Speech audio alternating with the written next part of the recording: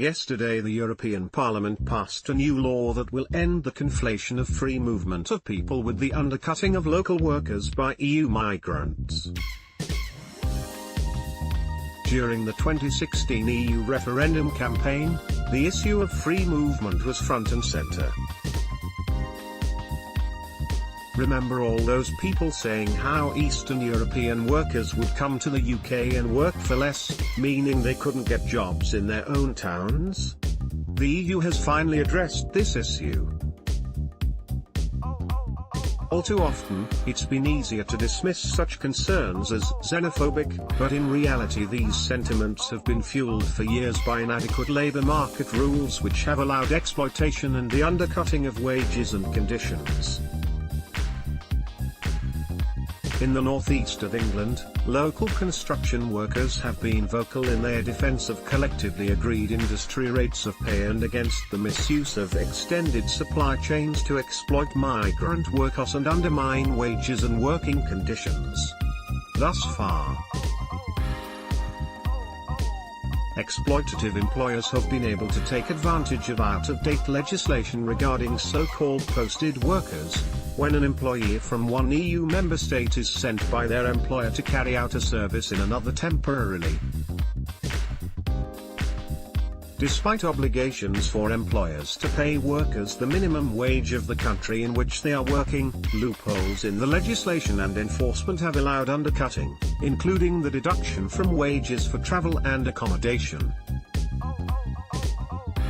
Workers hired locally would normally be entitled to allowances to cover these costs as well as higher rates of pay, according to the National Agreement for the Engineering Construction Industry or Blue Book. This had the consequence of making migrant workers more attractive to employers looking to cut costs, resulting in the undercutting of the local workforce. Periodically, disputes have exploded as a result, at the Lindsey Total Oil Refinery in 2008 or at the Wilton former ICI site on Teesside in recent years. These loopholes have long been the subject of debate in the EU institutions, with many of us working for years to close them. However, the whole subject is extremely divisive, with employers against trade unions, and Eastern member states opposing any reform that is suspected of being protectionist by Western EU member states. MEPs have played a key role in brokering an end to the deadlock between member states. Therefore, just the mere fact that a consensus on a reform has been reached is already big news in the EU, and the resulting changes will make a real difference on the ground across Europe, and we are proud to support them this week in the European Parliament. The government's plan for the Irish border will never, ever work. The new rules voted this week in Strasbourg will prevent the exploitation of workers, bringing about equality between posted workers and their local co-workers. Now employers will be obliged to offer equal pay from the start of the posting, as well as the same allowances and reimbursement for travel and accommodation costs.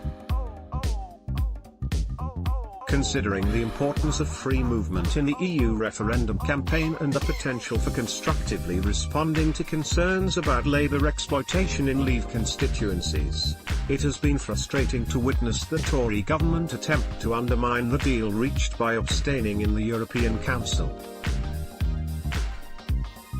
Thankfully, their feet-dragging has proved unsuccessful.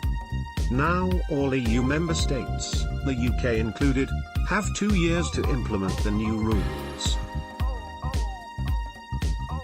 Today, we call on the UK government to hastily implement the reforms into UK law so that British workers can benefit from these changes as soon as possible.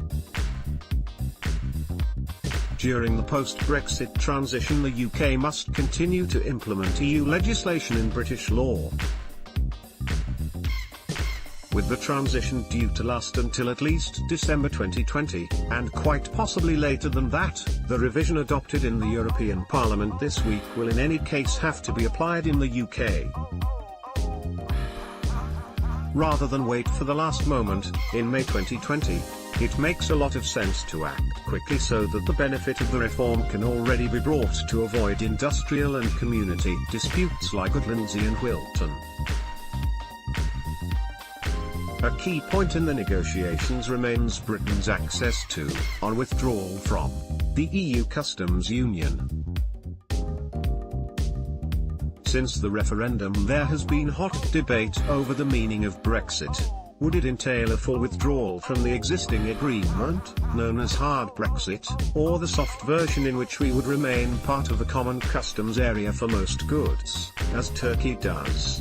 Number 10 has so far insisted that Brexit means Brexit and that Britain will be leaving the customs union, but may be inclined to change its position once the potential risks to the UK's economic outlook become clearer.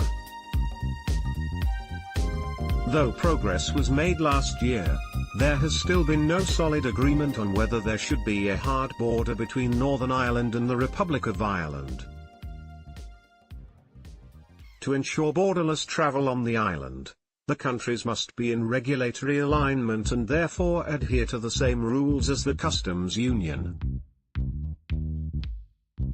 In December, the Conservative Party's coalition partners, the DUP, refused a draft agreement that would place the UK/EU border in the Irish Sea due to its potential to undermine the union. May has promised that would not be the case and has suggested that a specific solution would need to be found.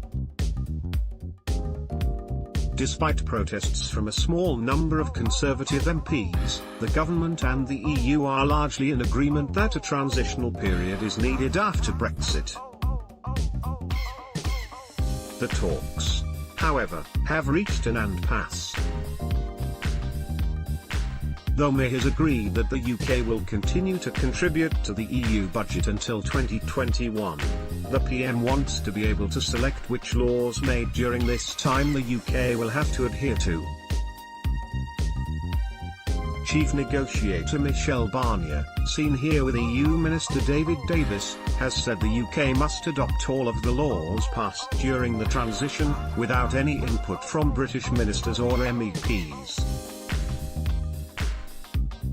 The Prime Minister has promised EU citizens already living in the UK the right to live and work here after Brexit, but the rights of those who arrive after Brexit Day remains unclear. May insists that those who arrive during the transition period should not be allowed to stay, whereas the EU believe the cut-off point should be later. Despite this being a key issue in negotiations, the government has yet to lay out exactly what it wants from a trade deal with the EU.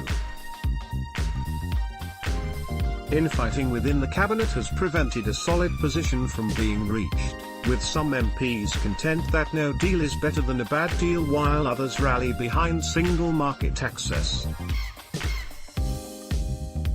The EU has already confirmed that access to the single market would be impossible without the UK remaining in the customs union. The government has already begun trying to woo foreign leaders into prospective trade agreements, with various high-profile state visits to China, India and Canada for May, and the now infamous invitation to US President Donald Trump to visit London. However, the UK cannot make trade agreements with another country while it is still a member of the EU. And the potential loss of trade with the world's major powers is a source of anxiety for the PM. The EU has said the UK cannot secure trade deals during the transition period. Banks in the UK will be hit hard regardless of the Brexit outcome. The EU has refused to give British banks passporting rights to trade within the EU, dashing hopes of a special city deal. However, according to new reports, Germany has suggested allowing trade on the condition that the UK continues paying into the EU budget even after the transition period.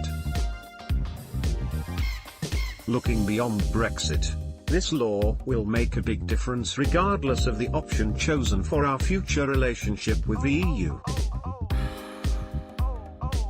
we can choose to stay in the EU single market with the added reassurance that some of its flaws with respect to the free movement of people have now been fixed. But even if we leave the single market and have to rely on a simple trade deal, some EU workers will continue to be able to come to the UK on a temporary basis because this is a standard feature of all recent EU trade deals. Under this scenario too, enforcing the principle of equal pay for equal work in the same workplace can only benefit everyone involved. Yesterday's decision demonstrates both that having a voice in the European Parliament has been vital for British working people, and that Labour's 20 MEPs and our allies within the European Social Democrats are still hard at work a year out from the next European elections and Brexit. We are fulfilling our promises of cracking down on unscrupulous and exploitative employers, working to make migration fairer for both those at home and from abroad. If one positive thing came out of the EU referendum, it was that politicians here and abroad pulled their fingers out to make the rules fairer and address public concerns about exploitation. It would be a real shame if the UK chose to throw the baby out with the bathwater in a year's time, turning our back on these vital worker protections outside the single market. Jude Kirkland-Darling-Yahr, an MEP for the North East England region for the Labour Party. Agnes Jongerius is an MEP for the Netherlands who drafted the legislation on posted workers.